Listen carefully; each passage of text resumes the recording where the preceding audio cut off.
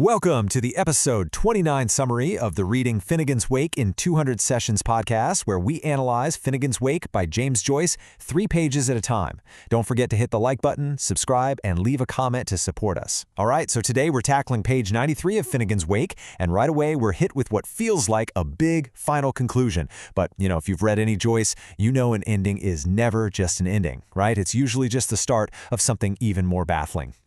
And boom! Here it is, right on the page. And so it all ended. I mean, talk about dramatic. It feels so final. But at the same time, it's just so incredibly vague, isn't it? It's just maddening. Which, of course, is the whole point. It immediately makes you ask, yeah, exactly. What was it? I mean, what massive story or huge event just wrapped up? The text, it's almost like it's anticipating our confusion.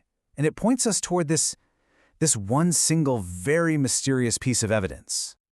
So, what was in the letter? Well, it seems the answer is all tied up in this one document, a letter.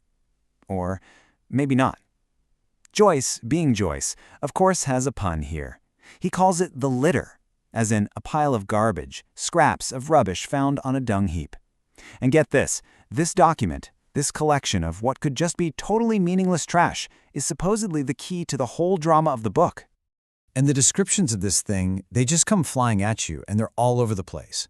First, it's folded with cunning. Okay, so it's smart, it's carefully put together. but then bam, it's also sealed with crime. So now we know it's not some innocent note, it's evidence of something shady, something hidden.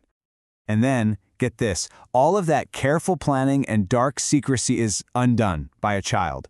So think about that. This one single document is somehow sophisticated, sinister, and totally vulnerable all at the same time. It's everything at once, which leads the book to ask some really, really big questions about it. In these questions, they just lift this letter way beyond simple gossip into something huge, something philosophical. It was life, but was it fair? It was free, but was it art? I mean, is this document a real reflection of life? And if it is life even fair? Is this thing a masterpiece of creative freedom, or is it just a total chaotic mess? The book seems to be hinting that, well, the answer is probably, yeah, all of the above. And while, just to show you how huge the scope is here, right at the start of this section, Joyce drops in this Sanskrit phrase, Artha, dharma, moksa. Now, this is a formula for the 4 fundamental goals of all human existence. We're talking material success, pleasure, duty, and spiritual enlightenment, the whole shebang.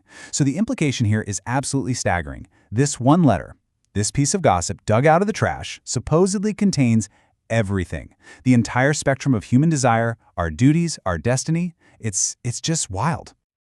So, the big question is, who's actually trying to make sense of this document that contains everything? Well, that's where we meet a group known as the 4 Old Men. You could think of them as the book's judges, its gossips, and its historians all rolled into one. They are just endlessly going over the story of our main guy, HCE. And the main piece of evidence they keep coming back to is, well, it's a little weird. It's sensory. Yep, they're obsessed with his smell. They remember this gush off the awning like Ballybach manure works on a trade winds day.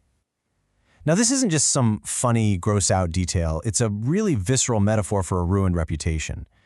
They don't remember HCE for what he did. They remember him by this overpowering, awful smell, the actual stench of scandal that just follows him around everywhere he goes. And leave it to Joyce to bake this idea right into the language itself. This is so clever. They actually code his name into a chemical formula for sewer gas, H2CE3. You see it, right? His initials, HCE, are literally embedded in a formula that's meant to make you think of H2S, hydrogen sulfide, the smell of rotten eggs and sewer gas. His very identity has literally become the same thing as this awful smell in their minds. So you might be asking, what's the point of these 4 old men? What's their job in the book? Well, a really good way to think about them is like an ancient analog version of a social media pylon. Right? They're the ones who control the public narrative, just endlessly retelling, reinterpreting, and judging someone's entire reputation based on these little scraps and fragments of information. All right, gossip, sin, and history. Let's really dive into the nitty-gritty of what they're actually talking about. the core of all this gossip seems to be some kind of sin in the park, this really murky, ambiguous encounter between HCE and a couple of young women. But it's the language Joyce uses to describe it. Oh man, that's where his genius just explodes off the page. Okay, just listen to this phrase. At first glance, it sounds like total gibberish, maybe even baby talk.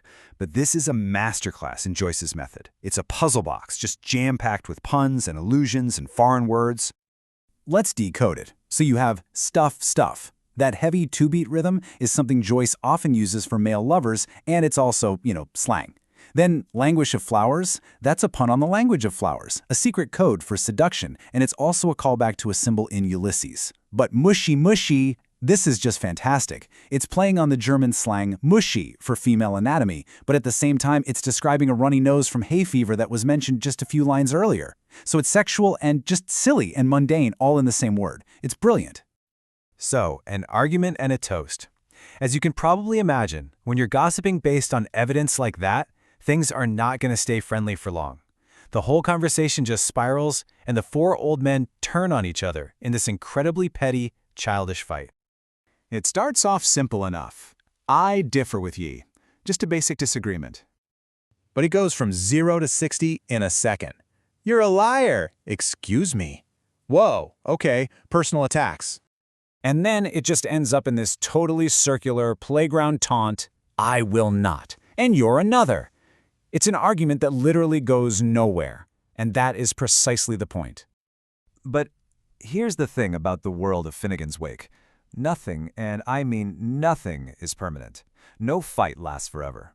Just as fast as it all blew up, it just dissolves. The cycle has to keep turning, so conflict always has to lead back to making up. And they actually have a simple 3-step process for this. Step 1, just declare, and all will be forgotten.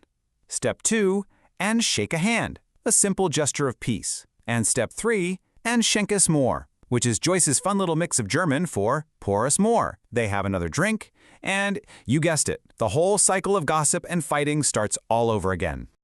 And that right there is the big takeaway from this whole section. That opening line, and so it all ended, was a complete trick. It was a fake out, because in Finnegans Wake, nothing ever actually ends. Every story, every supposed crime, every bit of gossip just gets recycled, folded right back into the big narrative. It becomes the litter, the raw material that the next person will dig through to tell their own version of the exact same story. Which leaves us with one final, pretty dizzying question to think about. If every story just becomes the fuel for the next one, where does anything truly begin or end? I mean, if that letter contains all of life, and all of life is just this endless loop of stories being told and retold, then where did the first story come from? Is there some original solid truth at the bottom of it all? Or is it just rumors all the way down? That's the beautiful, maddening puzzle that Joyce leaves us to chew on.